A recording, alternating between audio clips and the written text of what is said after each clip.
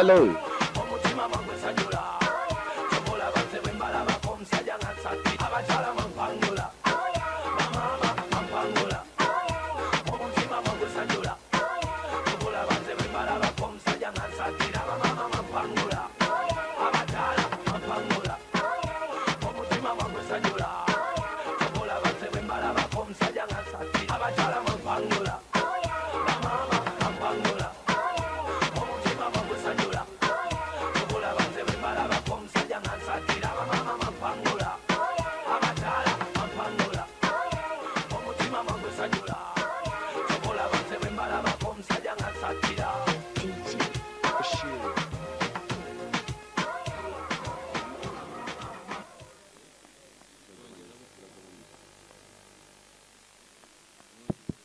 Okay, right, Oga.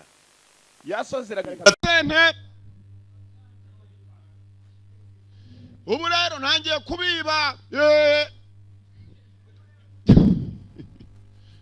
kwiberega si ngombwa gukora mu mufuka nshobora kukwibagenda nicariye hano navuga ugasohora amafaranga Dark Sky Films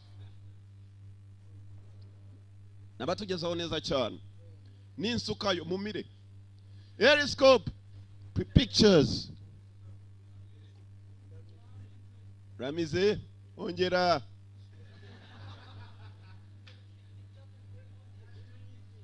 Rumva noneho sibyo yewe yewe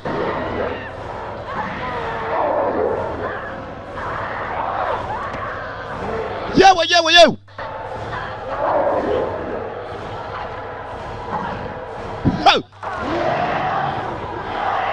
Haya zata baranoneke haranoneke Kokobwa kaci y'abagenzi nuko filimi itangiye we police yiskwende nanjye sindaribona uzi ko iyi filime uzi ko arira kuyimpaye we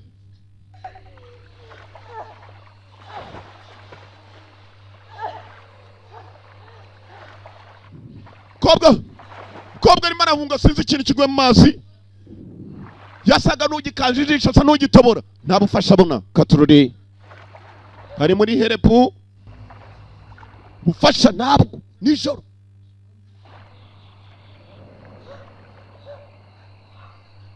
kobwa ni nijoro mu mazi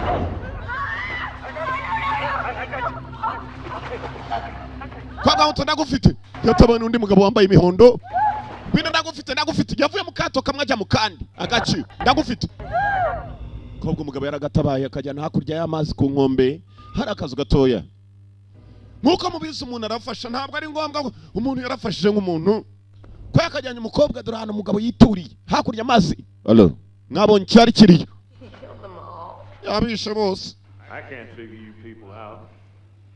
Honey Island Swamp has been closed for decades and for good reason. Abantu benshi bamaze igihe kirekire bataza muri aya mazi kubera impamvu nziza for a good reason. I knew. Nari mbizi. Let me guess. Umva. You don't believe in ghosts. Wizera imisimu. Holy is a legend. Wowe utekereza ko ari ibigu gusa bavuga. My family. Narinje kureba umuryango wanje. I just came to track my family. My brother and my father. Musaza wanjye na papa, my brother and my father. Bapfuye. Killed them all. Chabishe bose. He killed them all. Night fishing. My daddy was a gator hunter. My daddy was a gator hunter. That yari umuhizi. Musaza wanjye. Nawe yakundaga kujyana na data. Narinje kubashaka.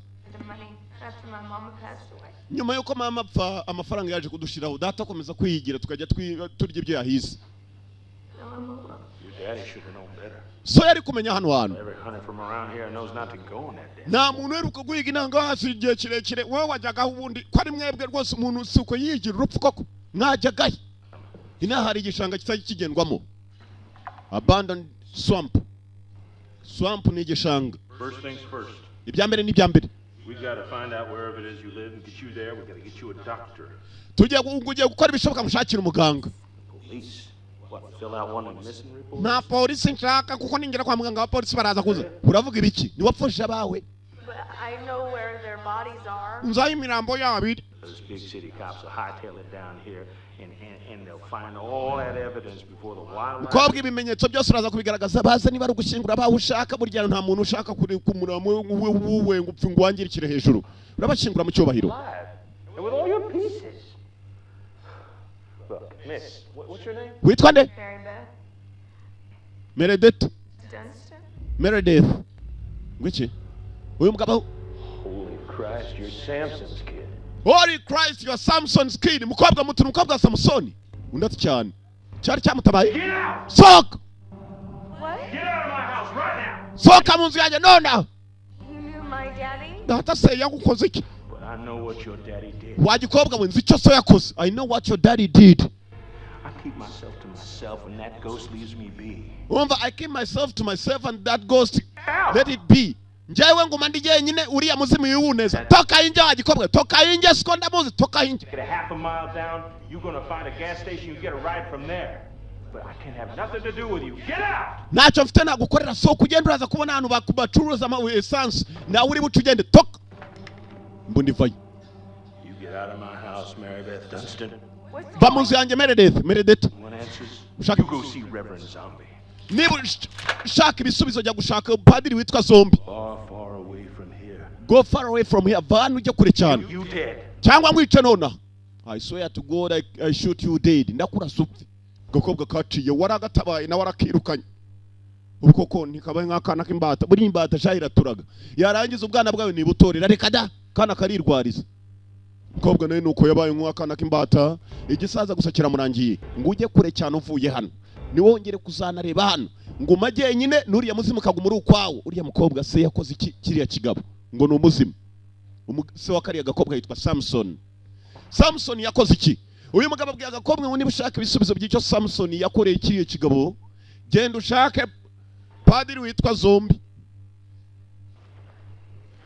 Muze harangije kumva agakobwa nyine ngo hari ibyo kataye.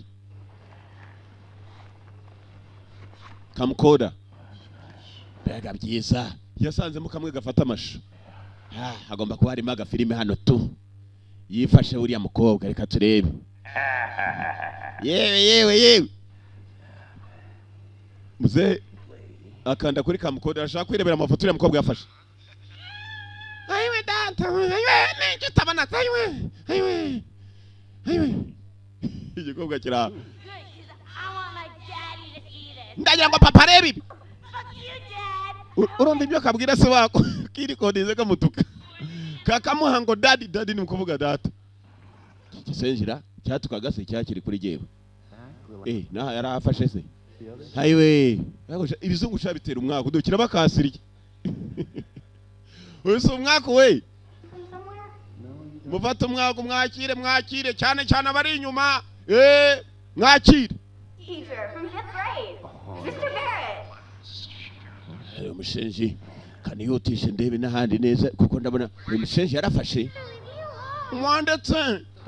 Rwararangije ngo urwo rurimo kugenda ku ishuri rwifashe rwambaye ubusa rwifata. Se hano kaniyotishe ndebe naburi nabonye ibintu bifite icyo bimfasha biya byamfashaga. Yawe rero agimufasha agira ko bindi bishobora kumufasha. Nivuga gatatu mujugunya amasume hasi. Drop the towels when I count to 3. Nimbara gatatu mujugunye za towels hasi. Towel na maswim. Hermaphrodite. Big word of the day for you. Ahubwo tukubwira ibintu byiza. Tubare gatatu sibyo? What I tell you, if I just said it, of course you know what it is. You probably don't know. Explain it. Muze arimo arirebera kuri kasete. Naba baramfasha bajugunye amasume hasi se tukareba. Count 3 together. Tubare gatatu bivugire rimwe sibyo? Rimwe, kabiri. 3. A person who has a penis and a vagina.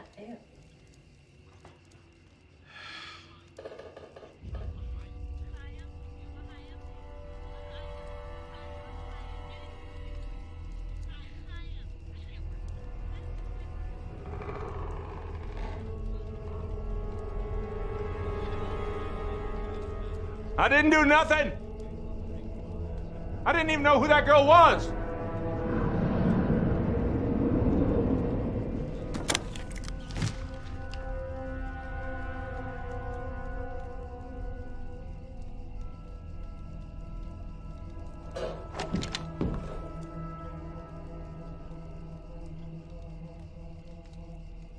ngiki filime igeza yewe uzaba muteye kwako munda yewe gikura iki garurura wo katwa we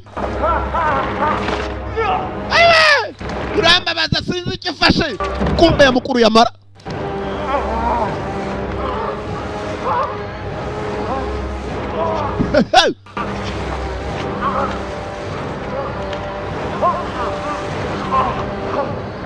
tekereza kunigisha umuntu amaraye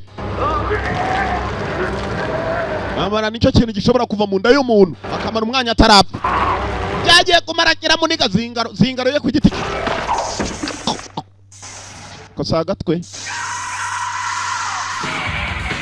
filime nuko itangiye yiswe nde Dark Sky Films presentation ziriya sari incamake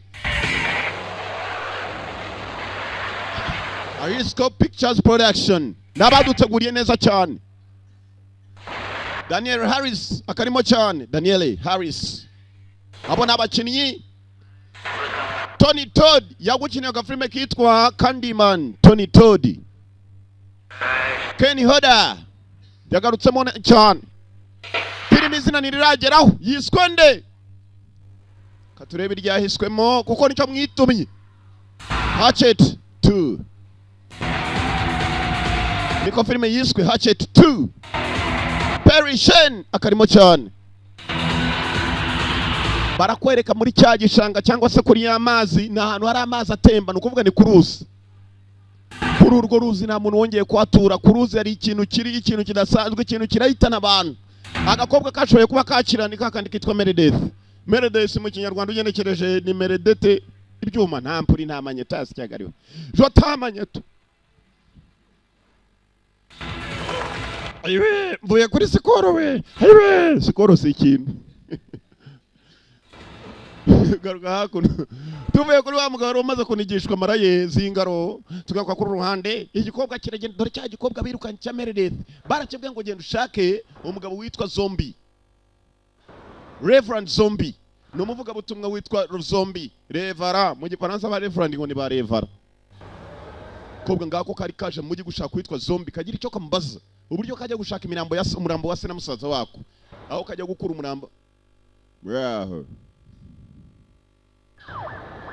kobwa yaje yakambije ahantu aturutse ni nk'uwakubwira ngo ku gishanga cya Nyabarongo nta muntu ugituyeyo Voodoo Zombies Voodoo Shop iri ni ryo duka rya Zombie ngo ni Zombies Voodoo Shop aho bavudukira uraza hano ukarya ukavuduka kumanywa haraka Tony Todd shaka iki Hi. mwaho I need to talk to you. nyine kuvugana nawe Something.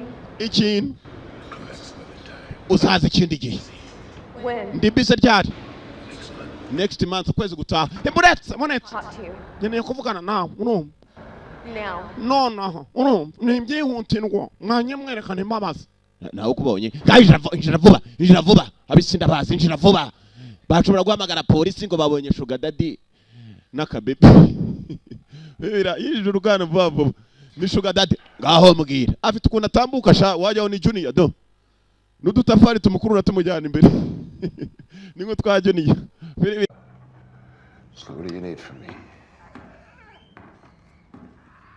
Everybody's dead. Last night in Honey Island Swamp. Honey Island Swamp. Were you on that tour? Yeah. How did you know? What happened? The boat driver was an idiot. He got us stuck. And Crowley massacred everybody. But I got away. Sean, the boat driver. Is he dead? You knew him. It worked for me. That was one of my boats. I don't understand.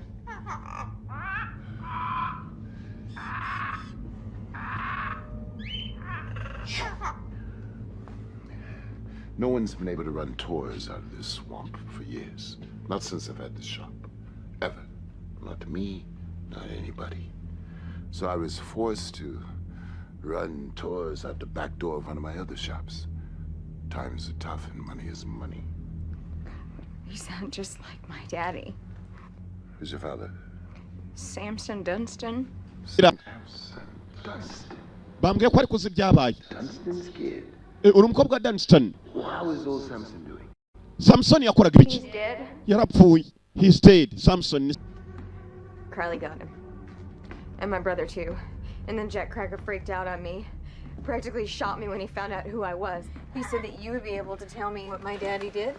Samson Dunstan. Samson Dunstan's gone. Please. What do you know? Same thing that everybody else whispers about these backwoods, I suppose.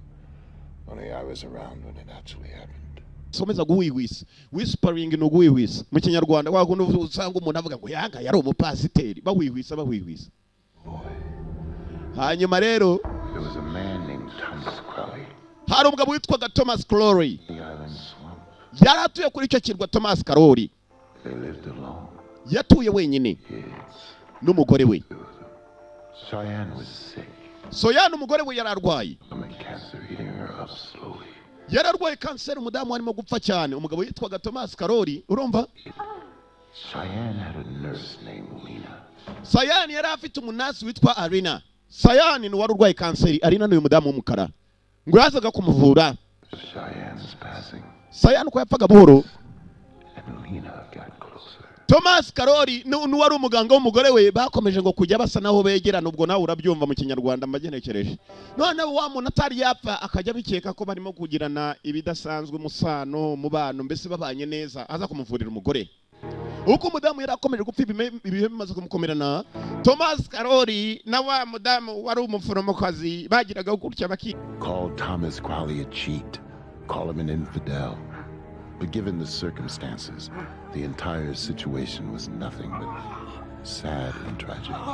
With his wife as good as dead for so many years, it was only a matter of time until the pain and suffering of his own emotions needed to be addressed. It took almost a year of Thomas and Lena carrying on in secret before the day came when Cheyenne finally found peace from her suffering.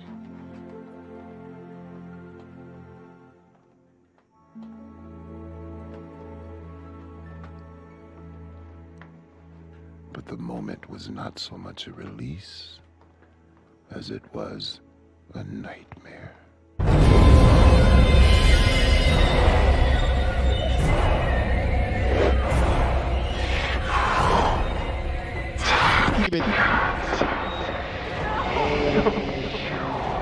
She put a curse on Thomas Crowley and his mistress, Lena. A curse that would not only damn them. Umuraje maze akasira uvumo ninda yaratwite. Hayo maranga ni kumupfa gukozeho bigenze umugabo sasa aririra umupfu aririra n'uyu kasiriwe. Umupfu ni umugore we. Uyu nawe ni mukeba w'umupfu. Filmira. Umupfu ni umugore we. Uyu nawe ni mukeba w'umupfu. Filmira. Gusa ngo yamuteye mwako. The wildlife became sickly and died. Umunsi umudamu atangira kubyariraho akana yari afite mu nda. That turned the area. Icyari igishanga cyaragiye maze ngo nacyo kirarira ibiti maze nabyo amarira aranga. Igishanga kiragenda maze kirazima. Kimera nk'umwijima. Aho umudamu bakoreye bya bintu we n'umugabo. Mudamu arimo kubyara. Ewe data we. Ndakibona ikibondo ndakibona. Victor Crowley was born ridden with grotesque tumors, disease, and pain. Mudamu yabyaye afite uburibwe budasanzwe kandi ntabwo byagarukiye ahubwo amaze kubyara agahungu. Ya gahungu gasa na bitorye gusa.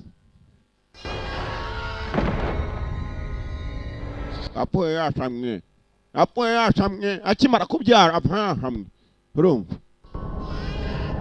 Wumve ni inkuru barimo guterera wa mukobwa. The legend would have you believe that Mr. Crowley.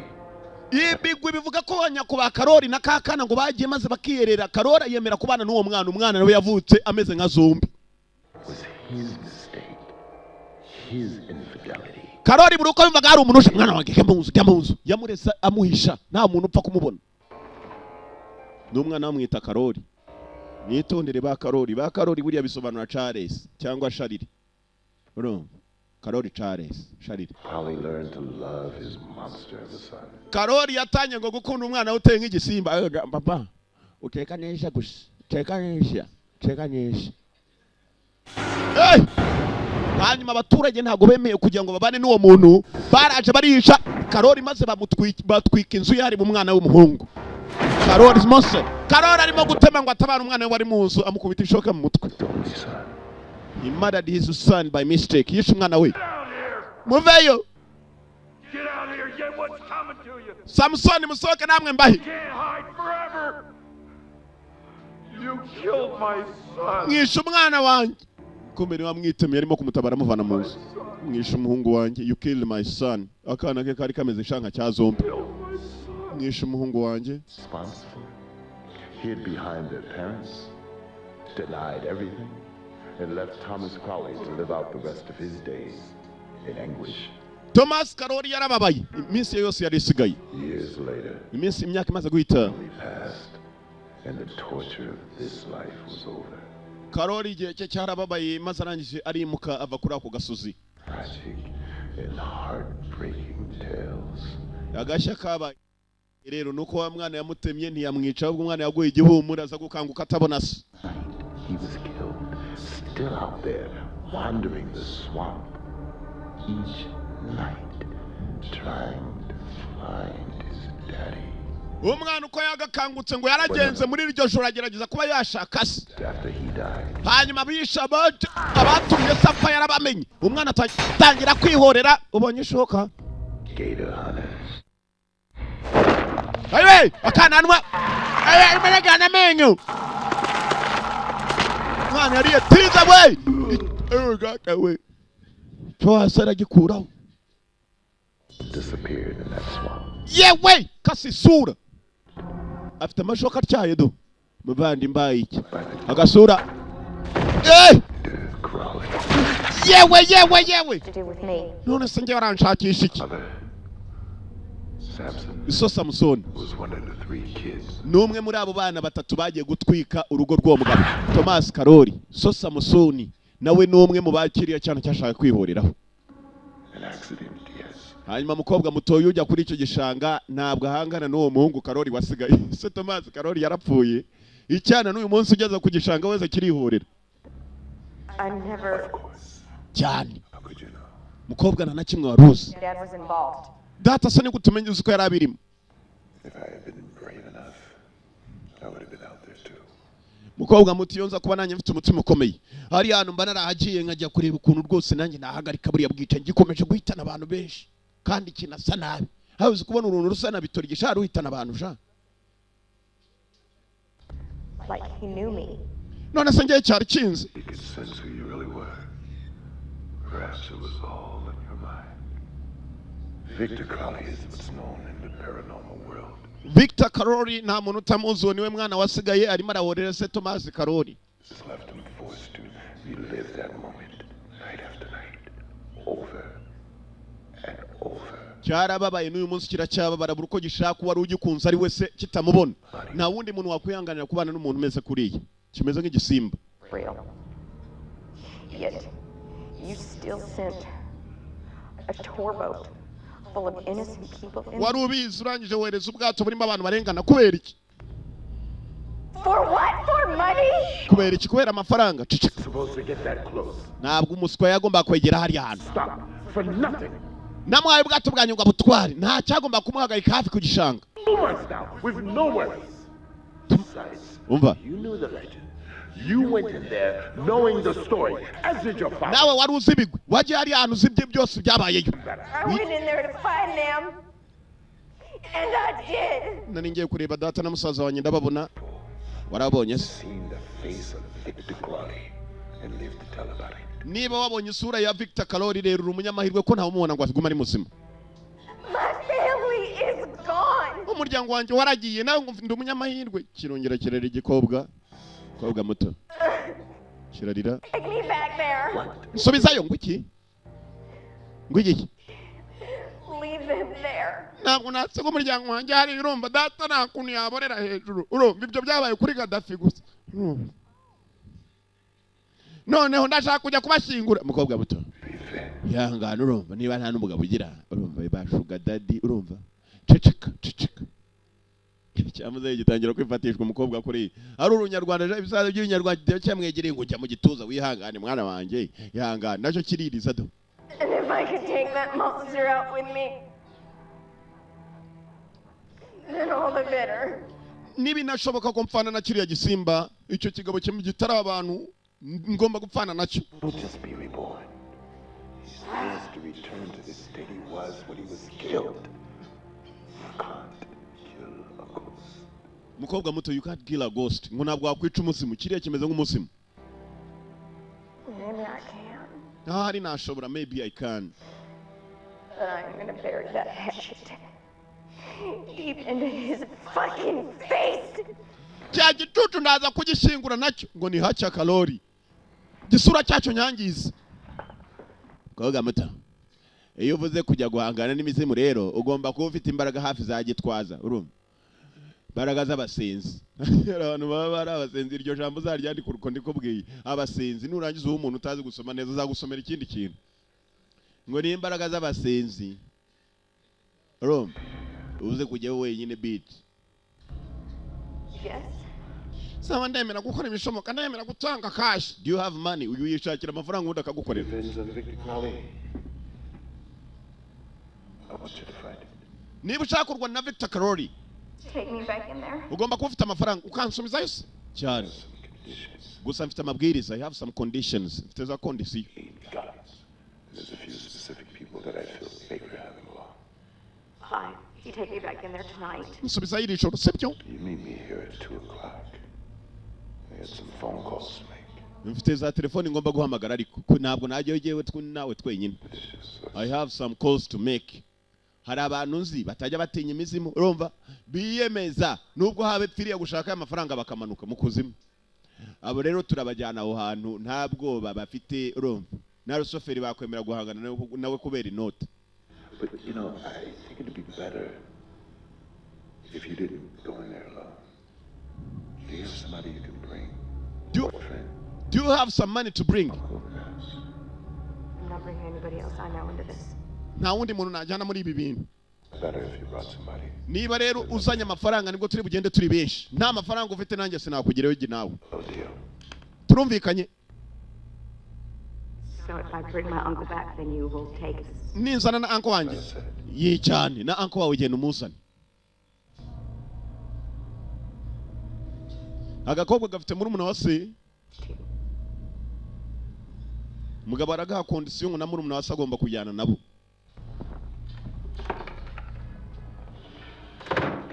Justin! Justin! Justin. Down here! Justin, vai hano amushenje. Yes boss. When were you going to tell me that your brother didn't bring the boat back? Kuki utambwiye ko kiri umuna cyawe ubwato bwanjye najyaye kitabugaruye? Kimwe cyapfiriye mu mazi n'agakobwa kari. Amushenje. Didn't bring the boat back last night. Boss, ntabwo namenye ko mukuru wanjye atasanye ubwato ijoro ryakeye. I'm sure everything's fine. He's probably got the boat back by now. Ndizera ko musaza wanjye mukuru wanjye ameze neza aragarura ubwato. He didn't bring the boat back and everything's not all right. Ntabwo yagaruye ubwato, ibintu byose bimeze nabi kuko n'uwakodesha ubwato yari yanambwira ibindi bigambo byamubayeho mu gishanga. Apparently. Is he all right? Mukuru wanjye sameze sawa? Right. Ibyo simbizi. I need you to go out and organize a group of hunters. I need you to go out organize a group of hunters. Ndagira ngo usohoke ujye hanze hariya unshakira ikipe y'abahizi. Urumva? Abahigi bamwe bashoboye. Urumva? Kandi umuhigi umurebera ku miterere. Nk'aba Bitoryi, ba Olivier. Bafite ibirenge bitambitse, shaka abahigi hatari. N'imbwa zabo. Bagiye kumuhiga. Something like that. Tugiye guhiga si ikintu gihambaye, something like that. Ngo ibintu bimeze bityo. Something of that kind. Sort of that. Ibyo byose ni ibintu bivuga kimwe. Erega abantu bakuru narize. Cyane ndetse. Gakobwa ngaga karimo gukaraba, katekereza ukuntu kagiye gusubirayo, kagafata umurambo wase n'uwa mukuru wako ngo karayibonye aho yari iri, kakayishingura ko nta n'ikindi giye kugasubizayo kemeye no gutanga amafaranga. Karimo gukaraba kikuraho uruhumbu. Yemwe kumvisha ruza mu cyumunzu yako. Who's there? Sekisa wanindi. Uncle Bob? Uncle Bobo. Afite uncle we witwa Uncle Bob. Kumbe Uncle Bobo koko ni waruje. Father was a good man. Siko yari umugabo mwiza. He's always been my best friend, even all those years that I lived up north. Ni nawe wari inshuti yanjye ya mbere. Ari ukuntu abavandimwe baba n'inshuti. Zombie said Dad was one of the people responsible for Victor Crowley's death. Is that true? Ko numvisha amakuru ngo data n'umwe mu bantu bishe se wa Victor Crowley ariwe Thomas Crowley. Ni ukuri uncle. Crook with his bogus voodoo shops and his fake souvenirs. Ngo agiye guhura na cya giswa ngo ni voodoo shop muri voodoo shop. Voodoo shop ni cya kindi cye. Cya gipadiri cyitwa voodoo. Zombie said, why do you call him that? His name is Clive Washington, for Christ's sake. Bamwita Clyde Washington naza nakubeshye ngo yitwa voodoo. Being an asshole. Ni umuswa. Victor Crowley was real. Ariko se Karoli yari uwanyawera abayo. Not real. I saw him. Papa nyene akibonye. Murdered everyone in front of me. Kishe buri wese imbere yanjye. Cyo cyitwa Victor Crowley. So you think that I'm lying? Uncle uragira ngo ndabeshya. Uncle. Let's take a ride. Kobwa. We can go to the hospital and you can tell the cops all about it. Tujye kwa muganga tubwira abapolisi. Going back to the swamp. Ndasubira muri kiriya gishanguro. Nge ntago papa rwose yagenda urumva. Data ntago yakwangira ikintu hani. Father gone. Kobwa muto. I'm responsible for you now. So kuba yapfuye ninjye ufite inshingano zawe. Wamushenje. To have anything to do with him or that swamp. Ntacyo gishango ujyamo. You belong. Ndajyayo urumva. Ahubwo nawe turajyana. Ngwiki? Come with me. What? You'll see. Mwina tujyane none uribonera. Come with me you will see. Mwana we. Can we wait? Please, I will go to the police. I will do whatever it is that you Tubanze tujyeyo ndemera njye kuri police. Icyo umbwira cyoza uri uncle. need to be alone for a bit. Ariko byibuse makanyane. Please. Please, Uncle Bob. Uncle Bob. Hours. N'amasaha make tujye kuri icyo gishanga. Mwana we. Mwana we. All right. Shaba mwana we. Tuje ariko mwana we. Urumva? Ariko mwana we. Tugende. Uncle Bob arakuze shawe. Saza musaza ngoyo ngoyo. Akubitanye na cya kintu nabonye gitema agasura kagapasukamo kabiri. Umuviye nk'uyu umubiri uba woroshye nk'uwo mwana. Please promise me you'll stay away from Reverend Zombie. Mwana wanje umusezerano ko turi kubwejeje cya kigabo cyitwa zombie. Muze arashaje shawe. Shawe mwana we. Hashize ingahe kumbe cya kigabo cya zombie baragiye maze shawe bakorakoranya abahizi shawe. Dore abahigi wo kacwa. Bravo. Abahigi ngaba baje kwa gushaka ifaranga no kujya kuri icyo gishanga. Ujya kwicara wese nafata cyakura ni nko kubaha ikaze no kubaha ikaze murye ku bunyobwa mubonge n'ubwo buntu. Bonjour, monsieur. Bonjour monsieur. House of Voodoo. Take a seat and don't forget we have a sale on all charms and potions. Yivugishwa nk'uvuga igifaransa. Drop the phony accent, asshole. Gicucu. No goddamn tourist. Rekera kwivugishwa nk'umufaransa je sindi mu kerarugendo bastard. Tom nyamerika nkawe wamushenje. Kari karimo kwivugishwa nk'abafaransa. Dore abahigi wo kacwa. Dore abahigi yewe mu quartier babamaze. Meze ni ngwagenda gashaka abahigi Kicukiro sanire kubitana na Olivier kubitana na Gicumba bose ujyana. Abahigi ukabamarayo. Did you want to get on the mailing list? You can just give me your number. I mean. Kobwa wampaye nimero yawe se ko umukobwa nawe no muhigi nabajya mu murongo sasa imirambo giye nyibona karo urabona ko imirambo igwiriye muraje mbona impuzi y'imirambo imirambo iri hano bagiye kwishakira urupfu. Oh my God, I didn't expect to see you. Mwana nyagasa nako nanisiko nibukusanga hano. Sheri igihe kirekire zigiye duherukana kuri wa muhigo duhiga impara na rwabugire. Bari hano buri wahize wese baba naziranya abahigi banyagupfa do kandi byose birareba kimwe nabahigi kabisa. Wakubitana na Bitoryi na Olivier bari mu nama na Oscar. Uhita ubona abahigi direct. Filmira. My wedding, favorite. I'm not getting into this with you. Cyambwira izina ryawe bastard. Single. Oh, très bien. Welcome. All right, everyone. Thanks all as a friendship. Merci for coming down here on such short notice. I know you are all busy people. Mwakoze kuza rwose ndabizi muri abantu bafite akazi. Hey man, what's the deal with the cookies? It's just like one each. Mwana bya biporezo twaryaga ugenda shaka ibindi. Cookies, but first. Ibiporezo birahari ariko mu nama. Now, like after the meeting. Wangu wabanje ukaduha ibiporezo inama ikaza nyuma. Hari igikunda kurya. Wajya ko iki kigabo menye giporeza cyane bakizanira cookies. Nange bahere hano sha. Abahigisha bararya. Abahigi bararya kandi ikindakirya ikikame nk'ibiti. Wajya nisegere tabika. Mu mufuka ni nka bya binyacyaro. Iki cyanga kure kuri sahani. Urarwoshe. Haraka mwenyewe. Hey! Ronnie! Yarabazaniye ubutumwa ariko arabanza umugabo asa nk'uterekera sinzi ibibaraga. Yewe. Niba arimo guterekera nibyo utambaza. Mwiriwe mwese uyu mwumvishemo imbaraga z'imizima. Shaye biteka mutwe biragwira. Ikintu yo nk'igiterekera byahe cyitwa vudu. Cleris ndakuzi aragituka. Buri umwe agenda amuvuga bose arabazi nimenye nawe yarahizeho. Tugiye gukora akazi. It's a quick game. We do it tonight. Turabikora. Turarikorera ijoro hanyuma kandi na $500 wango ko ari amafaranga yihuse iyo job sindyango urgera. Tugiye gukora nk'abantu bo muri office. Bazi tubwira yariyo. Abandi baraseka. Bakoze job baguhera y'ibifaranga byinshi kandi ari akanya gato. Ndabishyura mu kafuzi gakozwe. Nabuze ubwato bwanjye out there in the swamp. Mbuburira mu gashanga kari hakurya hari.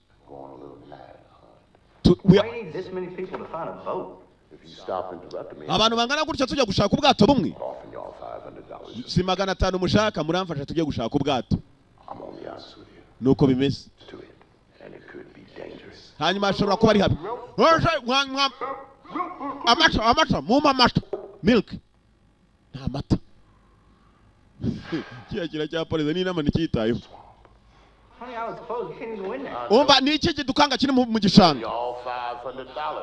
And in addition, I'm willing to take on full legal responsibility in case we'll be in any trouble with the authorities. Haramutse hagize ugira ikibazo hanyuma kandi sinshaka ko mumenyesha ubuyobozi. Exactly, we're going to be hunting. None se tuniki kindi turi buyiga uvuga kibi cyane. Has been closed and condemned for too many years. Ubwo icyo gishanga cyaranzwe cyagarikwa nta muntu wajyagayo hashize imyaka myinshi for too many years. Hunting an entire area rich with wildlife. Nta muntu ukijyayo barahagiye ubwoba niyo mpamvu nahamagaye abagabo b'imitima ikomeye nkamwe urumva. There's nothing to fear. Ariko ntacyo ubwo mugomba gutinya. Ariko se hari yiki mbwira icyo tugiye gukiri butuhitane.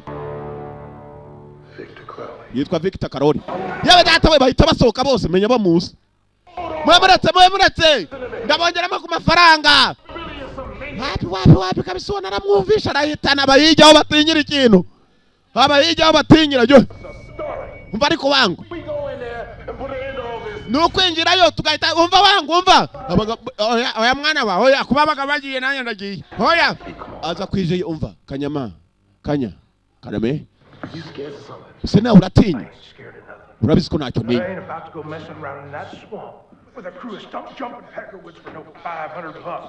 Ntabwo najya kujya kwiyangiza mu gishanga no gushyira ubuzima bwanjye mu byago for $500 stinky dollars. $500 y'amadolari anuka. Amadolari yawe anuka sinayafata $500 ni make. Umva. Clive, you know my history. I don't want no more trouble. Uza amateka yanjye nta byago nshaka. Kindura nk'igiterekera. Kirabateka umutwe shawo. Uzi? Abakuru barambwiye ngo nkongere ku mafaranga. Ndabyumvishe kabisa none abajemo barambwiye wenda kongera urumva. Ndaguye icyatanu ngiye kuba gatatu. Ayo niyo mateka mvuga kuki utabimenye kareze ko ntanganya n'abari agaciro. Noneho tugiye usibyo. Nijoro rimwe twese tukavayo. Kanya gato kabura yari. Yumenyese ko ndi umunyamateka. Ngiye mfite amateka mister. Kiriyemera n'urutwe. Ndajyayo kabisa ndajyayo. Igihushi cyarangije umutwe gishigaje akananu.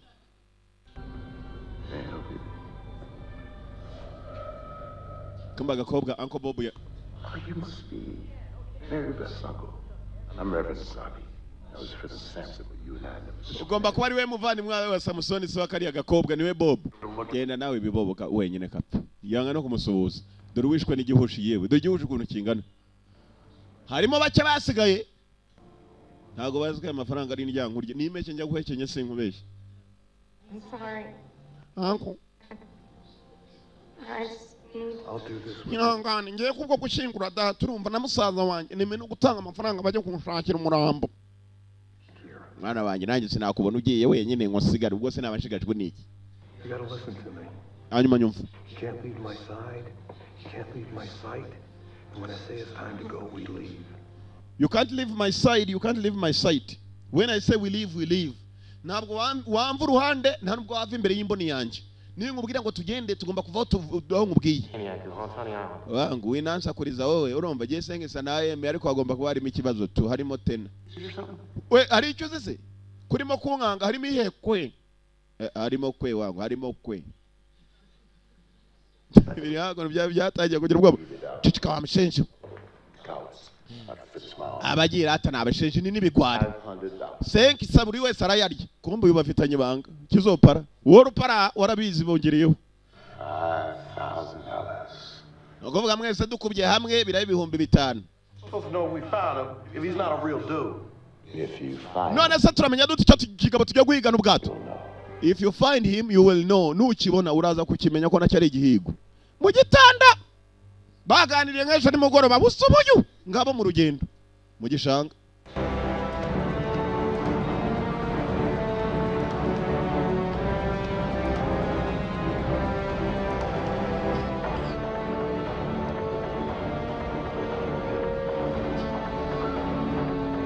Busubuyu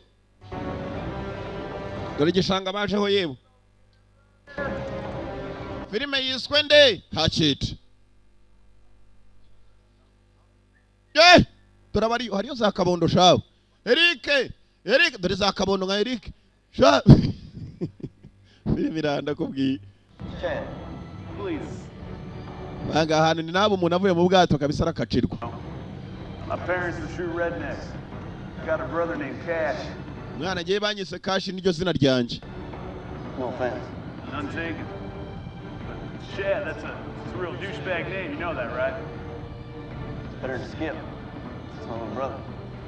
Bagendaga baganira. Skip?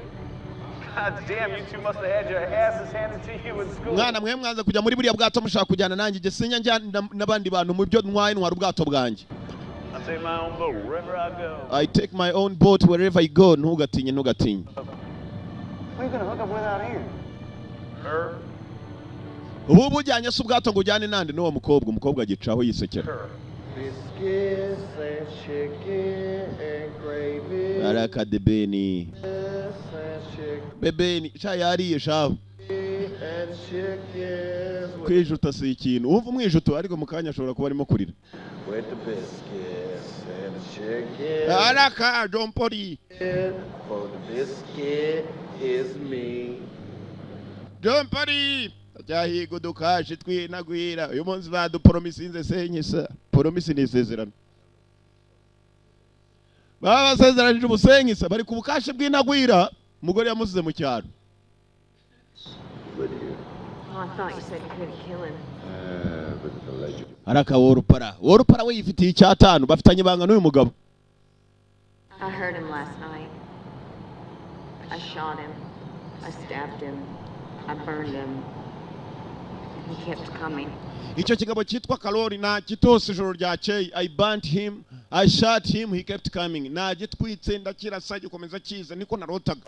Kobwa muto izo ni inzo zurumva. Ariko izo zo zimbi zitindwa no gutsirikwa. Naratsiritswe yewe. Wamuze n'uruteka mutwe shaho. Dore igikoni rwikoreye. Gifite igikoni cy'umufupa amenya no umufupa w'inzovu. Cyaragiye cyubaza neza. Kobwa muto yewe nugira ikibazo urumva. Nugutsirika ugatsirika ibibazo byose. Hako mana nyagasa ntiyegoko. Boss vairebe boss baramuhamagara. No, hakurya ari ibigambo byanditse ku bibaho. Worupara yarabirebye agiramo ikika ngo sinzi ibintu byanditse ndaje mbasomere we batazi gusoma ndaje mbasomere please mwihangane. Handitse ngo ikira. Nta muntu wize kundusha wansomera ari ahantu. Soma senya kupfa.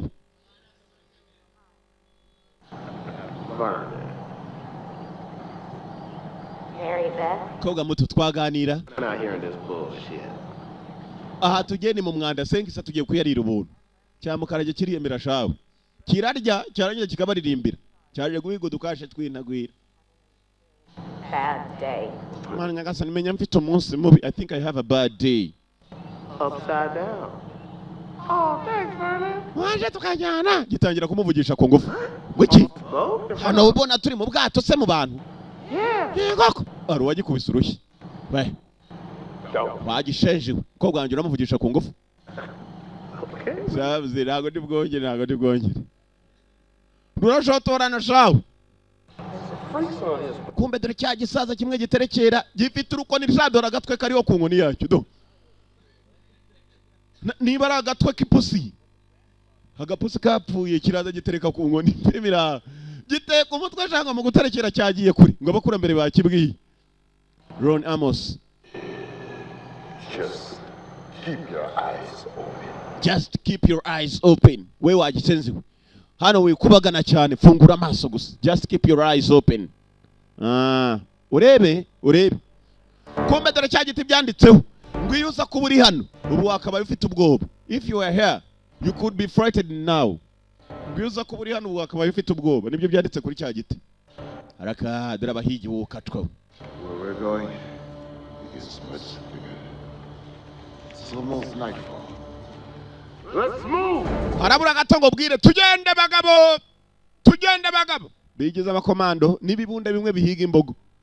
Mutwe yarabanje arebe inyuma ariko wangu. Amafaranga. Ko mbona ashobora gutuma natwe ubwacu turibwa. Dore abahigi wokatwa. Umuturimo shaho, umutoyo urimo.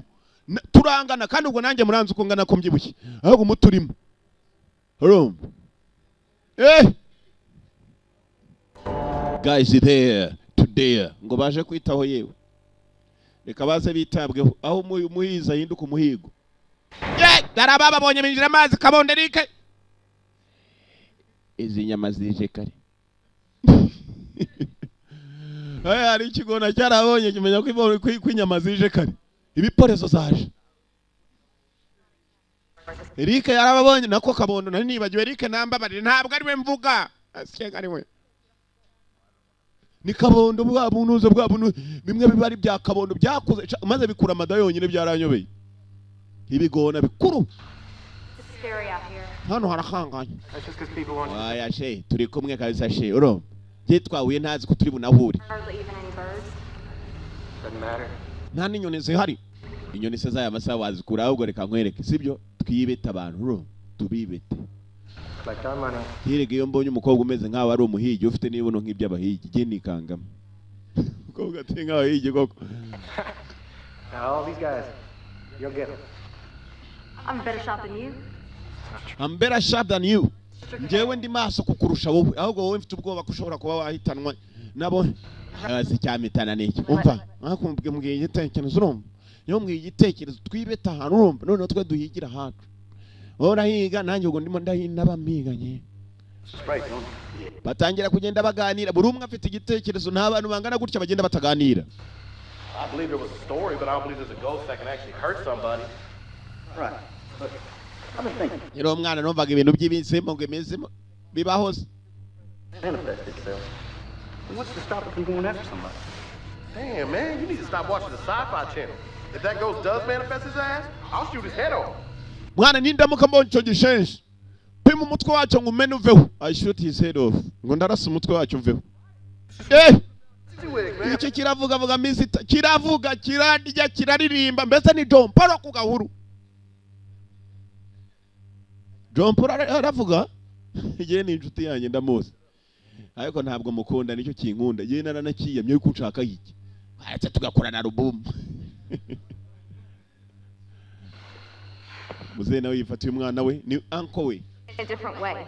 Just how much further in you expect us to go, little girl? Oba turakomeza tuje kureba ingana iki. We can't.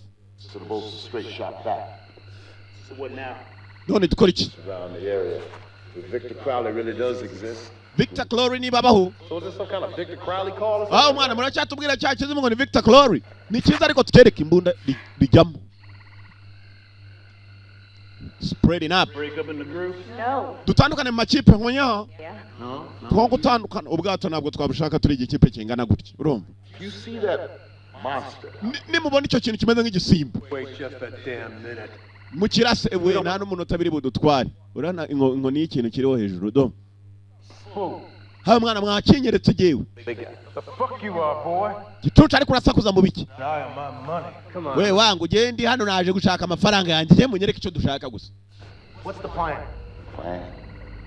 We meet back at the boat at sunup. And if you do find that monster, bring back his head. 5K. Trent, niyagira ubona icyo giswa maze akagituritsa umutwe, it's 5K. 5K ni ibihumbi 5 noneho. Bavuye kuri 5 kurasa icyo kintu ni ibihumbi 5, ukabona ubwato ni 5. Baratandukanye, spreading up. Ko bagatandukanye kumbe bano urabizi she.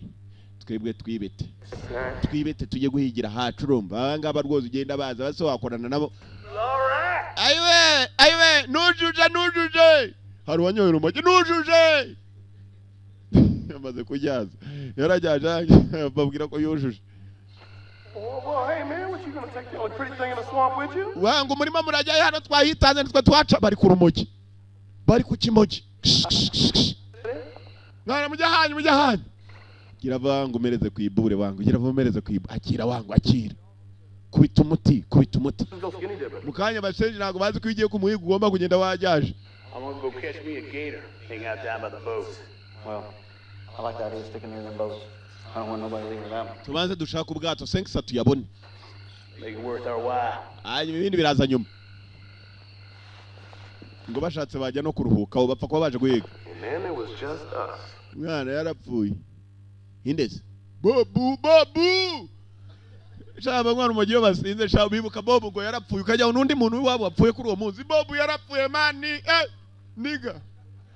Yarapfuye n'umukuru wabo. Filimira byasinze bibiri. Araka tangira kwikubita byibabaza. Wowe ukajya unima ikintu umugi si ikintu. Wamushenjewe na.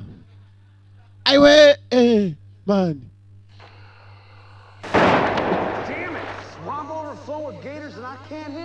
Hano mbonye ikigoryi mu mazi we kira dushaka ko kiturya amaguru. Kabondo baramurasa. Nicyo kibazo kibanje kwakomerera. Yishiraho intore isanzwe. Wagara hano ijoro ryose se? Ubwato burizana. I'm good here, but man, $5,000. To hunt down a children's story? Good luck. And the only reason zombies even offering that reward because there ain't no Victor Crowley. Na Victor Crowley iri hano barabeshya urumva niba tubeshya ibya zombi. I could declare the swamp safe and Field to start up his tours or some bullshit. Ntabwo je nakumva umwanda gutyo ngo mfe kujyana umwanda jewe ntabwo umwanda wankanga jewe urumva. Je ntabwo kwanja nkangwa jewe usibye n'uwo mwanda bambwiye urumva. Je nicyo mbonye n'icya kinkanga nega. Bayaje urumogi ni rwishe banyoye. See how he's moving to the right? Shut up. Ntacyo ubonye kigenda amazi ra. 2 feet to the right. Shut. Pima neza. Yeah. You see that? Wait, shut up. Ndajaye cicika wa msenjo. Yeah, I heard that gator decided to come home and Numvise ikintu wari amagahuru cicika. Be careful. Bumva hakuno hari gita ita mu gashamba shamba. Bias. all right, we hear you, Vernon. It's fine. Ngurima twakumva bias. Yashize itabi mu kanwa ntavuga neza.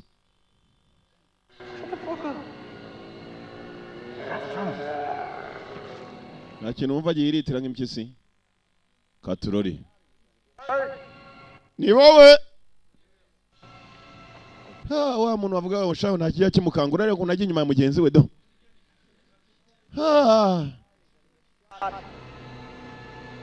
Serious now.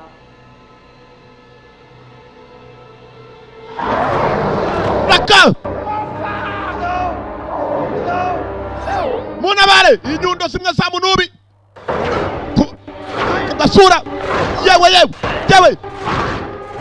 Kira Honda. Yewe.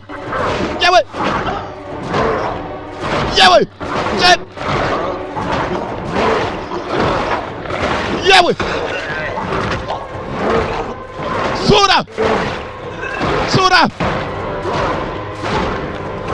Yewe. Chara sakuye shaho. Ubonye ko imifupa yagiye maze cyara yihonze imifupa maze iroroha shaho. Uziko kira Honda agasura karafobagana.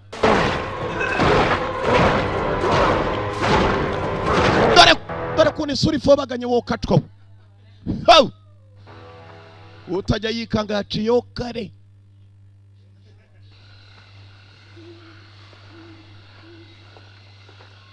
ngo usibye no kwikanga n'ibyo yumvishe ngo n'ibyo abonye ni bimukanga yaciyeho kare. Ariko abandi bajiye, abandi zirihe?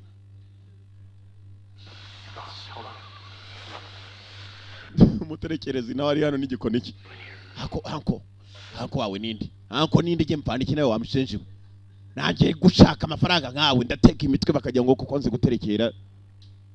Bame cash. Why all the guns? Hasi imbunda zose niziki? Listen to me, Justin. Nyumva. Listen to me. If what the girl is saying is correct, and Victor Crowley is still out there, I know how to get rid of him. I know how to end the curse. Victor Crowley ari hanze hano urumva ni jewe uzugenye n'uburyo twamucikamo. Hanyuma kandi witonde. Oh, the night the house got lit on fire. 2 or 3 of them. Samson, the girl's father, was the other one. Kariya gakobwa se witwaga Samson uriya ni mukuru we wase. Urumva? Abo bose bishe Victor Crowley. Baraje baramutwikira umwana mu nzu manyuma arimo gutabara umwana warapfa. Umwana naza kwihorera na kiya kigabaraza kugisaka kiriya gisazo cyaziyeho. Am I hurting anybody? Icyo ariho ni kuri revenge. Did I twist anybody's arm to come out here? They came here on their own free will. Nta muntu n'umwe nigeze matiriza kuza hano. They came here for their own free will. Baje babishaka ari ubushake bwabo. Umva sasa bamushenje. Do you have a problem with me? Mukuru wawe wibuka ko nawe yajyanye n'ubwato jewe nawe waje kundaje gushaka n'ubwato bwacu. Sawa anko, sawa anko. Anko ndabyemeye.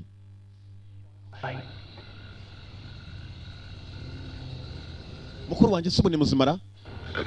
I don't know, simbizi. But you wouldn't tell me the truth if you did know, would you? Oya usana utambwiye ukuri mukuru wanjye cyangwa yarapfuye. The girl doesn't know what happened to Sean either. N'umukobwa ntabwo azi mukuru wawe aho yagiye gusayiruka musana mu bwato. Umukobwa yaje kwishingurira bene wabo. Dushake mukuru wawe rero. N'ubwato bwanje. Stick together. Everything's going to be fine. If we stick together, everything is gonna be fine. Nituramuka tugumanye ibintu byose biraza kumera sawa. Ranyo. Kumbe dare wa wundi utagira ubwoba jewe data. Hayiwe ni munini shaho. Hayiwe azamura akaguru kujya mu bwato kubera ubuni nayo data. Hayiwe kurira se sha. Kurira.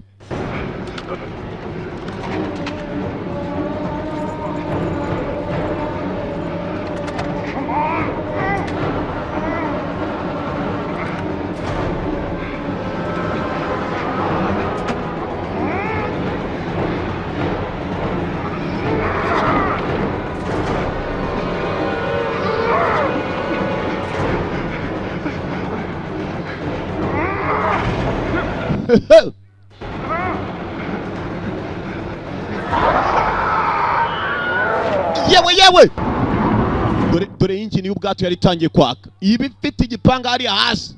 Victor Crowley aramuzana kuri moteri. Ku gipanga cya moteri. Utwo ku gipanga kirakata.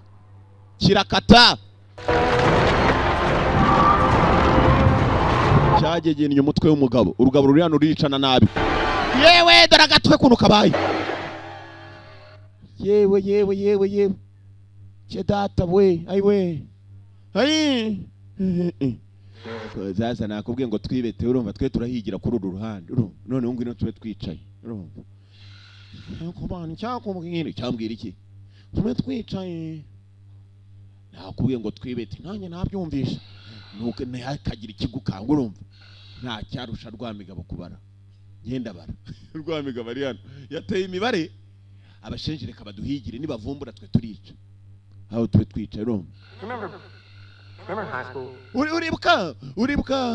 Uribuka cyagihe sibyo? Sha abantu batangira kuvuga ubusi iyo batangiye kuvuga ubusi ubona ari babiri ahantu nkanga hari imibu umenya niki kijya mbere. Aburiya rero nta cyarusha Rwamigabo kubara. Yes, that. Did you feel like saying it? Want to know something? What? Baraganira. Remember my Aunt May? She worked at the DMV. She told me the whole thing. Really? Mukobwa namwibuka wakoraga kuri DMV yambwiye byose. And why didn't you ever call me on it? Because I had a crush on you. Njye nakomeje nanjye kugira pressure urumva buri uko nkubona nkumva pressure. I had a pressure on you. Hase kuchitambwiye ko ufite pressure. Hose reka nawe neba ko Rwamigabo barute. Igikobwa kikuriye Rwamigabo. Ariko rero yewe urumva paka ivuba ejo bundi sibyo ubu ndi impfagabo. Umupfakazi aba ari umugore. Ndi umupfagabo. Unyitonde nibwo nyipfakaraye.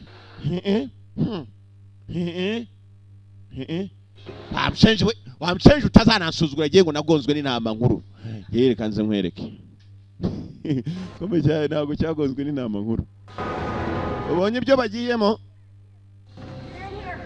Mani hano, ni hano n'abasize. Agakobwa kumbe kabonye mukuru wako, nako musaza wako na se hano.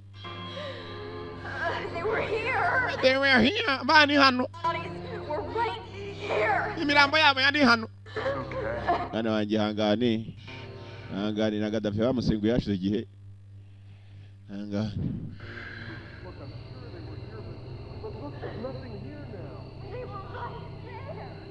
Mani hano umukobwa yaraje kwishakira imiramo. No, I know what I saw. Hari wari ufite ubwoba. No, I know what I saw. Nsibyo nabonye uncle, nsibyo nabonye. Cyangwa ntago bari hano. Maybe he took them inside the house. Maybe he took them inside the house. Hari cyabajyanye intani mu nyubako. Brave little gal. Brave little girl. Ngo kari agakobwa gafite umutima ukomeye. We, mu nkurikire namwe mwitonze. Uriya mukobwa ashobora kuba ari ugiye gupfa mbere, twe tukaza gupfa nyuma. Well, then get the fuck out of here. Wenda shaka mukuru wanjye nge ngavano ngagenda. I want to find my brother and get the fuck out here. Kubona mukuru wanjye ngavano ngagenda. We wamshenje. One more second. Nukomeza kunsakuriza jewe sinshaka kuza gupfa mbere y'abantu. Urumva kandi niwo ugenda inyuma yanjye. Shobora gukurura imbere cyangwa inyuma habari babiri amahirwe. Kumbe abandi bibese urumva? Did you miss that? Warukumbuye? Do you miss that? Ngura bikumbuye niba ari biki? He likes this better than ice cream. Yeah. Yeah. Better than chocolate ice cream. Gifite ibintu kirimo kumaza ntababwira. Hago noneho ice cream ntabwo iryo ahubwo haryoha urabyumva. Sibyo? Cyane. Ice cream ni byane abana barya byitwa barafu. About an equal amount. You love me? Ntankunda se. Ngwiki? Do you love me? Urumva ngurankunda. Cyane. How much do you love me? Kangahe? Nkunda kangahe? Ngo kuva nkaha nahi nirwamagana. Oya byongere kuri. Hafi ku mupaka. Kugera kuri boda. Wapi vuga muri Sudan. Vuga muri Sudan. Say you love me. Bivuge. Say it. Bivuge. Tell me you love me. Vuga ko nkunda. I love you. Zanda mbyemekira bivuga. Yeah, you do. Agatwe. Buhoro kumbe ni igihimba. Firimira.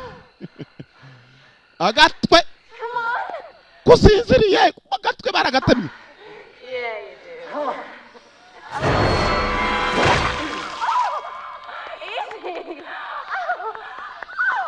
Igihimba. Come on. You won't sleep on me again. No sinzira ndarakara kumbe ni igihimba. Ayiwe. Igihimba hakurya umukobwa uko yakagiye yunamye maze urebe ishoka kuntu batemakira yizana urebe. Yewe mbega ishoka cawe. Yewe. No mu gituza. Mbega urunusha akoze iyo byibuze rutema mu gituza wabonye ukuntu kibanje gutema. Yewe. Irakura ishoka yafashemo. Yewe. Kobwa yagendaga kamba urebe ishoka cawe. Yewe.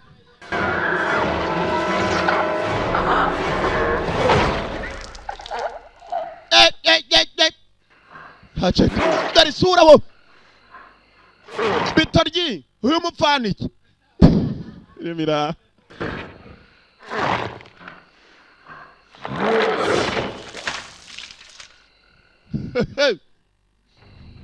Amafaranga si ikintu. Amafaranga ndakubwiye ngaye bavuga indyankurye. Aya yarabahekenya aribo.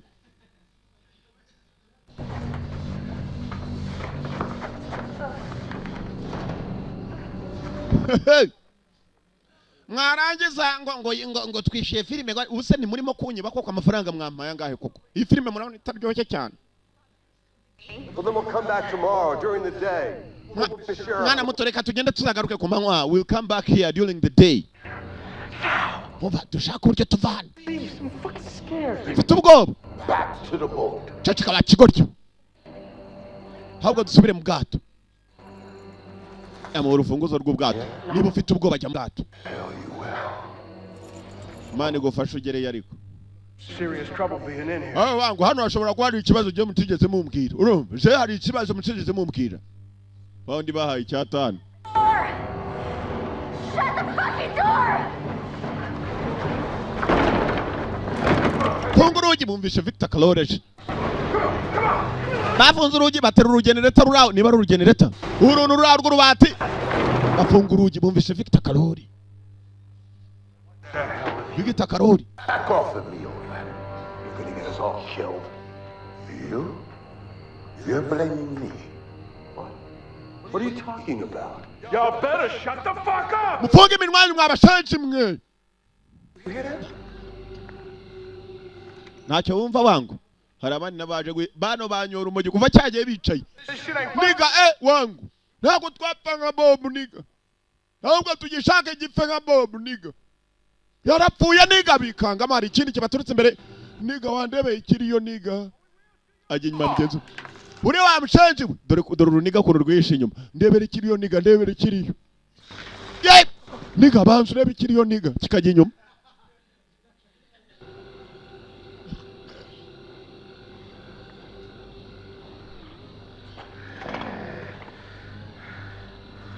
Last warning, asshole! Wait, gasopo ya nyuma last warning asshole. Baya barashicho batare. Na sasa mwumvishe. Na sasa mwumvishe. Abana bari mu nzu. I can't be in here. Nguje ntago nakabaye hano bagiye kureba neza iki kigo gifite ubwoba shaho. Mukuru wanjye niba yarapfuye ntabwo namukurikira nona. Urumva byibuze umuryango urapfa ndakazapfa imyaka nk'itanu ishize. Ntabwo nakurikira mukuru wanjye nona. And you lied? Bose bapfuye mwiki wari ukuki utambwiye. My brother was dead. Mukuru wanjye yarapfuye. Wamushenje. Wiza kuriza agenda ishakira ubwato bwanjye. Ceceka wamushenje utadutera n'umwaka. Bastard. Ceceka wamushenje we. Wamushenje. Yarapfuye mukuru wawe. Ni wari unwaye mu bwato. Ndebera niga. Niga. Kombe rizeri hano ryaranutse ntabwo riseka ryo rinkuru umugiri karakara. Banyo urumogi shaho. Ceceka. Winkasira. Bakira warwasanye bya bimashini bikata imbaho bimwe bikata ibiti. Akizana cyaka gifite mazuti yagije yacyakisha. Abasa nababonejeho. Mashini ndende shaho. Gasura wo kacwa. Kabiri cyari mwe. Kabiri rimwe ni kabiri ni kane. Kabiri gatatu ni gatandatu baravamo bipande bine tu. Cyara babaze shaho. Kubago. Mubaye bimangu bingahe. Hari watangiye gukamura. Tekeza umuntu w'umugabo kwikamuraho. Mukobwa areba wabiseze uzi kurimo kwinyarira ukadutera ubwoba.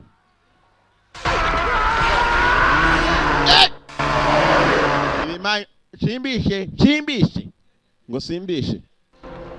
Dore mukamura. Mugabo wabiseze uranyara ukadutera ubwoba. Rikira kunyara ntukongere kunyara. None nje njugunya gusa ntukongere kunyara. Ubwoba si ikintu. Umugabo ategeza kubwira mugenzi we ntukongere gukamura. Ubuzima bwawe ariko ntukongere. Uwo mubuza ngo arimo aramukomeza komera afite ubwoba kubera imvugo. Give me your gun. Nimunda nkwereka. Nimunda. Fata kangaka gatoya. Yeah. But I find it hard to believe that's the story. Ntacyo mbona mwebwe mucari inyuma muze kumbwira nimukibona. Now you listen to me. Nyumva. I want you to hide. I'm not hiding. Ndagira ngo wihishe ntabwo nibwihishe. You hide. Yihishe. Come on. You hide. Agakobwa kajyanye na cyagenda kirimo kurekura umukamuro. Mwishisha. Bajya kwihisha. Ureba kumba bajemo sasa akakumba wasanga bahingutse mu ishyamba bashaka ngo bagiye mu cyumba ngwino twishyana hano. Bari mu ishyamba basohokeye inyuma kumba gahuru karagiye kagota aho ngaho ngo barishe. Aho se. Hano turi. Wowe. Uraba ariko se.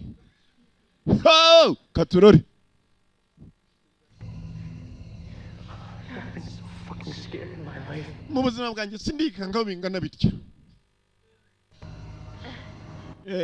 Sorry about your brother. Yanga kubwa mukuru wawe wapfuye sibyo? I'm sorry about your brother. I thought Zombie would have told you. Nachetse ko Zombie yakubwiye. Uriya mushenzi? Are you positive? Uriya mushenzi sha? Yambwiye ko tuje kureba mukuru wanjye. Nta kintu yantangaje. Uriya mushenzi sha? Kumba nyoye sha uriya mushenzi sha? I have nothing. Ni wanted. I want to see Crowley die.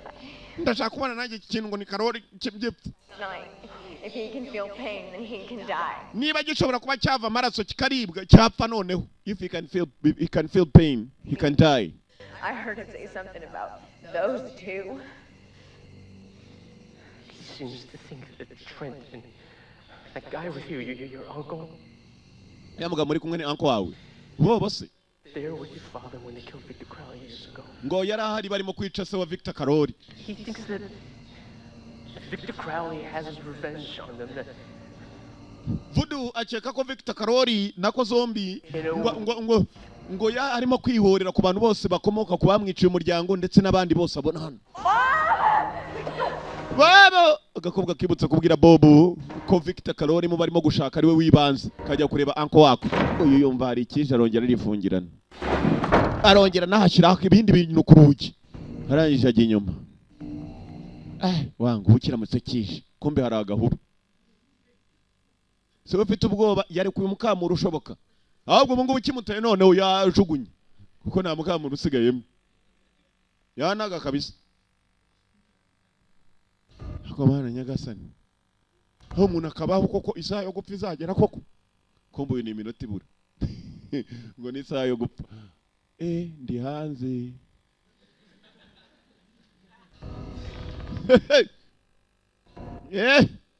Bantu bakuru mwanyi by'amafaranga mwamaje ni make iyi filime kwe ndi hanze afungura akabati ngo yihishemo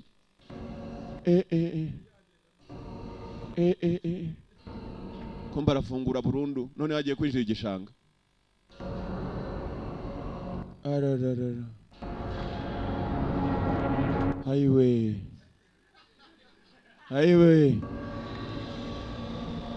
yitonze arafunga nsa nk'uwicaye ku ibuye ariko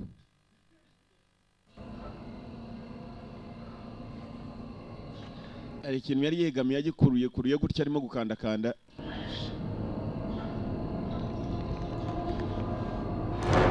itoroshi yari yanze kwakiraka hasa handi ni yirebye neza uko ari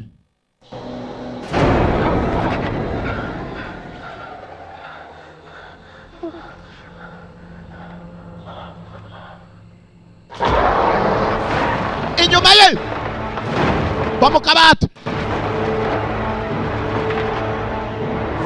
inyuma ye mister bamuteye igishoka shawe What? Trevor saw me. He's trying to get in. Nagatego. Voodoo yatwereje na nagatego. Umva arutabaza ubufasha. Gashoka. Yananiwe no kuva ku rugi. Mshenjo, inganje. Gifite ibikoresho. Ponseze none nuguponsa kwa kundi yaponsa imbaho cyangwa ibyuma. Iracana ponseze wa mshenje wenda guponsa mpaka uve uruhu nka cya gitutsi.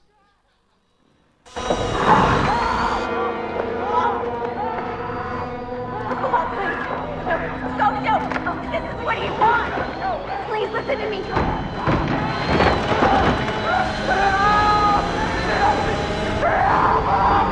Jaki gaponsa sha ni ikigome kijya ku mutwe niho kigiye guponsa sha dore gishenje sha cyaraje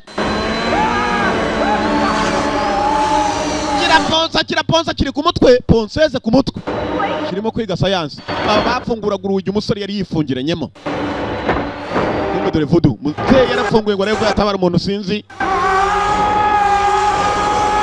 cyaramuponcha umutwe shaho shindagira ku bwonko ngubwo bameze nk'akawunga dore ubwonko ni nk'akawunga gisubiraho none kiramurangiza noneho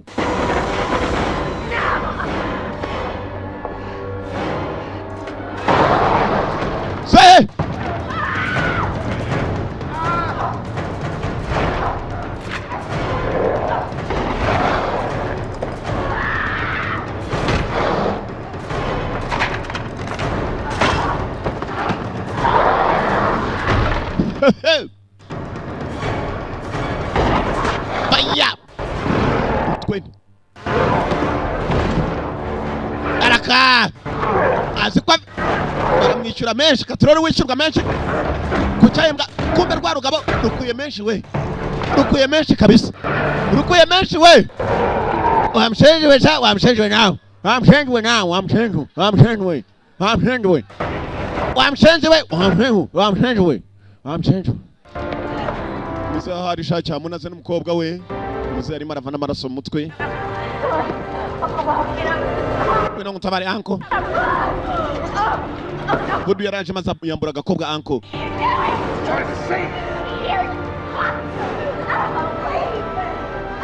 muri mubiki ye ukuye menshi we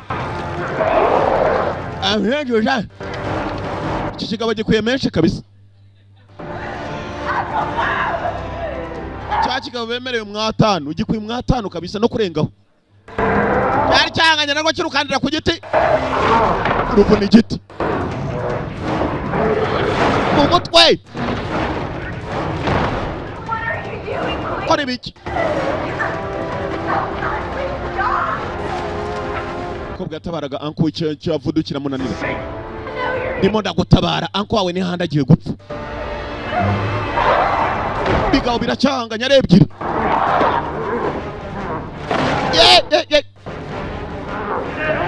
Hey! Listen to me! He's gonna kill you! You're gonna kill him! Kadutabare anko wanje cyamufungiranyemo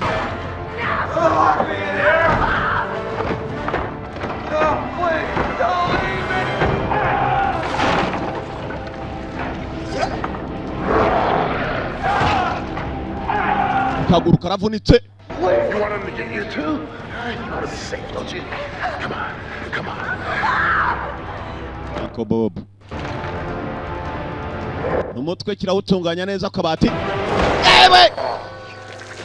Yewe dore igihimba hasi agatwe kari hejuru y'intuzu y'ameza. Ndapfuye se.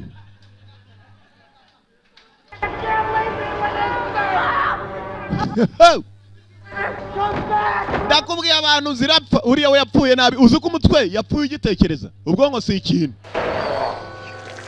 dore igihimba hasi aranyishesha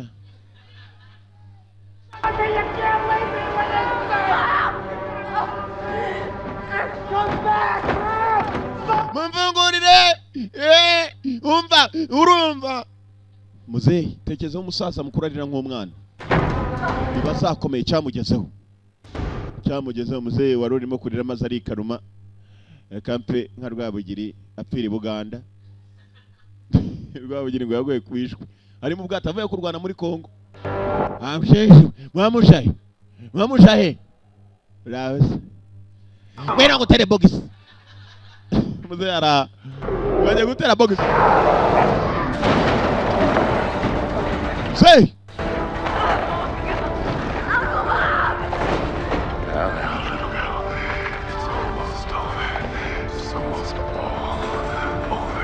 It's almost over ngo birarangiye. Maraso.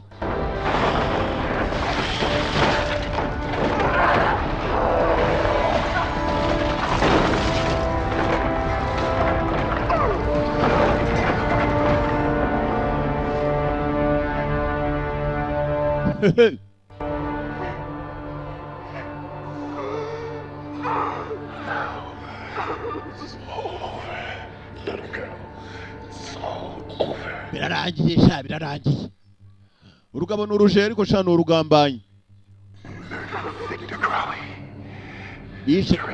Victor Crowley say your father's brother hanyuma na mukuru wa papa wawe your father's brother muvandimwe wa mukuru wa papa wawe only way to rid this swamp of that ghost's curse natumye nta muntu ukati nanga kubera ko bamwiciye se none arabarangije ni vengeance kwihorera revenge nibyo ntagende Tova birarangiye nta muzimu ugihari harangije kwihorera bastard the swamp is mine ubu none igishanga ni icyanjye You never wanted to help me. ntago wigeze ushaka kumfasha. You killed all those innocent people. Niwe wishe bariya abantu bose barengana. You killed all those innocent people. We murdered those people. Oya ntago ari jyewe ni Karoli. It happened. Niko byagenze. I'm gonna tell police what you did. I'm gonna tell everybody. Ngiye kubwira polisi, ndabwira buri wese. That's where you're wrong. Niyo mpamvu ngiye kuguha. Well, there's something that you got wrong. Hari icyo wibeshyeho nk'igiki arishyiramo. That wasn't my real uncle. Uriya mugabo upfuye ntabwo ari uncle wanjye. Bob was my daddy's best friend. Bob yari inshuti ya data. My daddy's brother died from leukemia when I was... Muvandimwe wa data nawe yapfuye kera. Ni ukuvuga ngo cyo kirica kititaye ku bantu bakishe, ahubwo cyo kirica buri muntu. None se namwe murashaka hari mwabisensi mwe? Nasensi mwe. Dore sura boka. Bitoryi, mupfana iki n'iki kigabo? Rito. Fucking kidding me. Gitutu.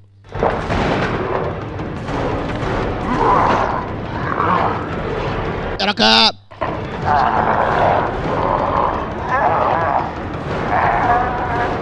Baratakiranye gifite urushoka. Ushoka. Gitema mu mbavu. Imbavu we. Kirimo kumucamo kabira yiwe. Ayiwe uruhimba rwa. Ayiwe. Uruhimba rwafashe. Yep. Cyap. Cyaramutemye nk'igiga y'igiti. Kimucamo kabiri. Ibi butafari hakuno igihimba hakurya. Navuye. Ndimo ndapfa.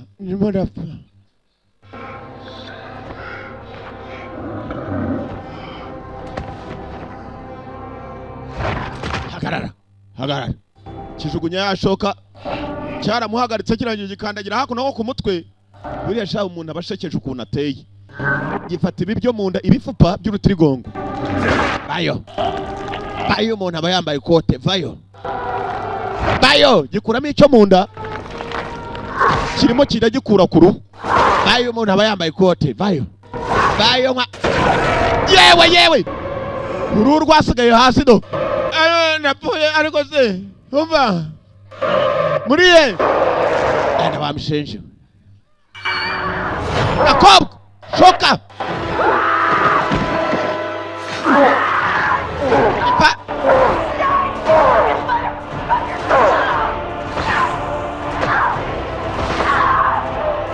Iyo kugasura.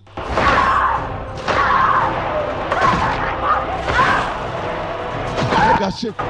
Koga yangije cyitwa Yamukuzimu go to hell. Birereho gupfa ko umuntu umutima ugomba kuba uhagaze n'ubwonko buhagaze ubwo wihita ucaho. Kandi umutima ni ugaburira ahantu hose, umutima kuva ugitera rero. Ikigabo ndimo ndababara ku mutwe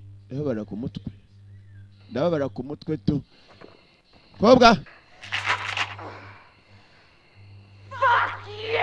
aracyoherereza. Arangije aragiha. Umukobwa buriya se iyo agiha gusa kucyoherereza byo bimaze iki? Filmira uziko ariko irarangiye se gaturebe. Basanga yanyashizemo. Se imbabeshya gihe aha. Wumve? Yaracyoherereje aragiha. Ndayariye ndayarangije we. Aya mbere ndayariye. Nuko igenze abantu bakuru ndabakunda yitwaga ryarindi ryayo Hatchet ikurikirana uyicikwe turacyakomeza ni Yanga ndahari wese samano mwicare murya amafaranga mwakoreye so kurya abana n'abagore banyu muyarye bazishakira yabo The One Video Library.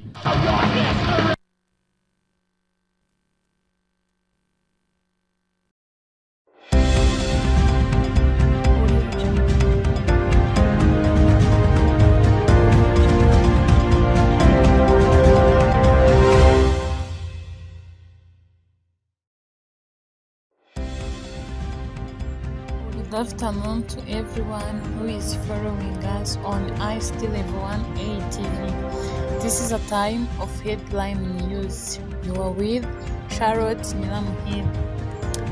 Today we have visited IPRSF we found that there are 7 departments, but we tried to meet with 2 departments, which are civil engineering and ICT departments. We tried to talk with them on what they are running will help them, society and the country in general after they complete their degree. For more information, you are going to see it and gather the news soon. Thanks.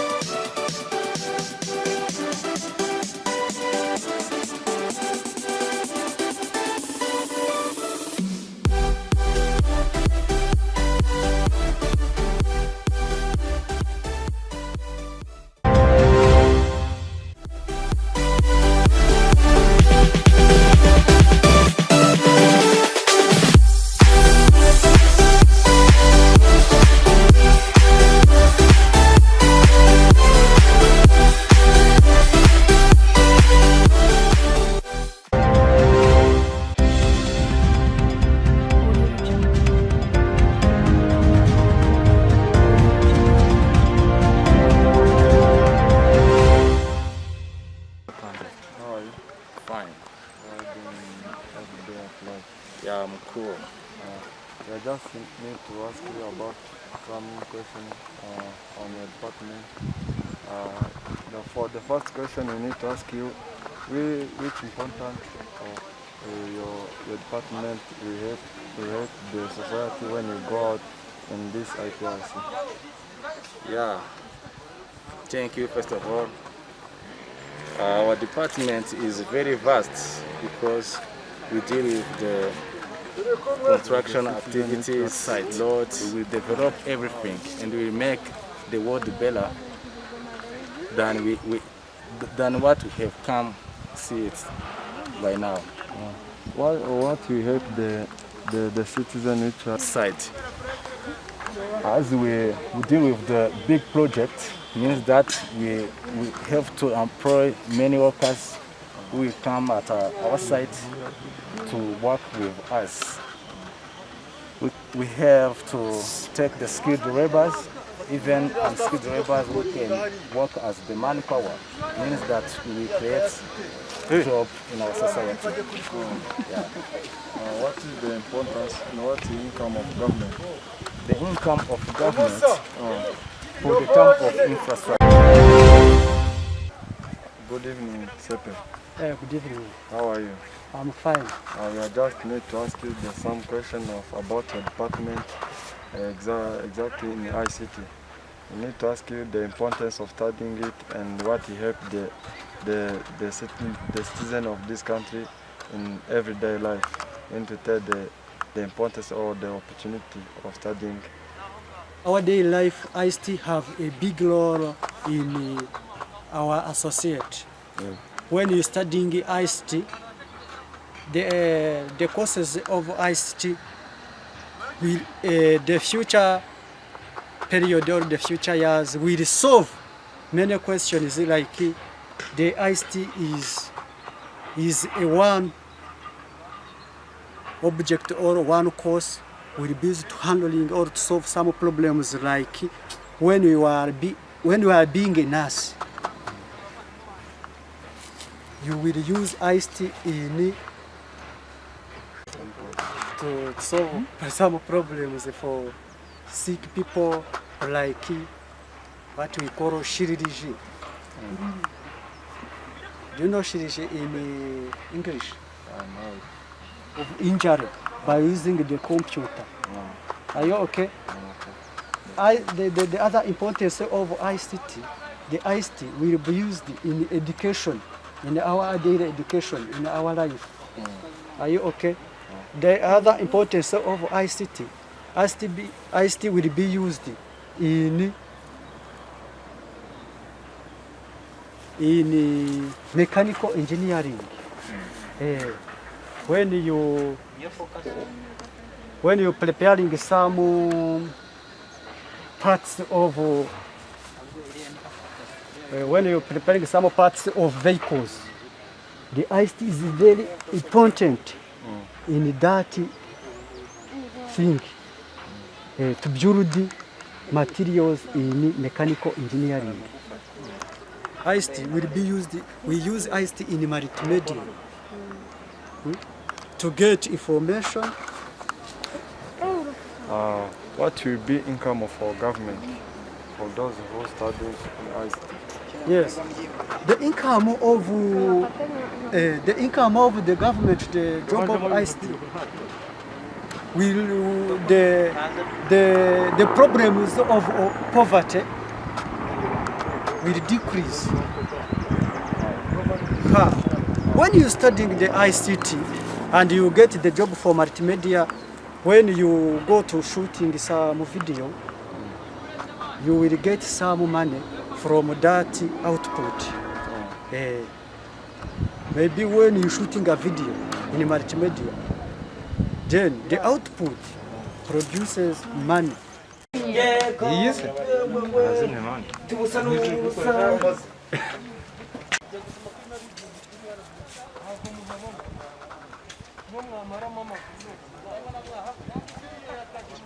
Kwiza wacha hano atari woma.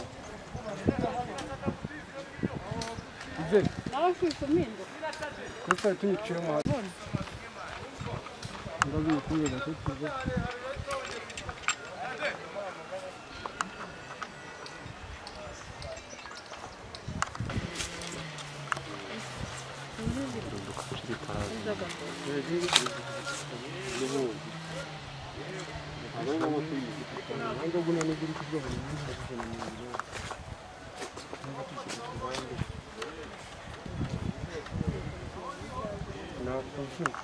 Already.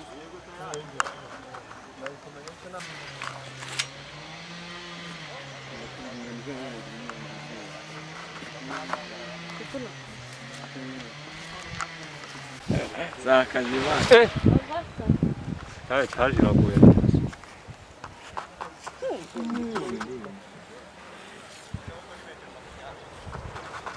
Andu kijamo.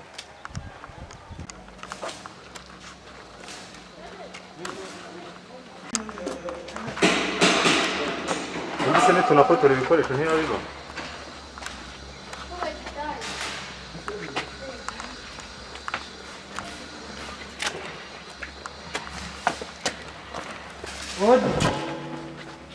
Akuri iki kibazo muri sodari.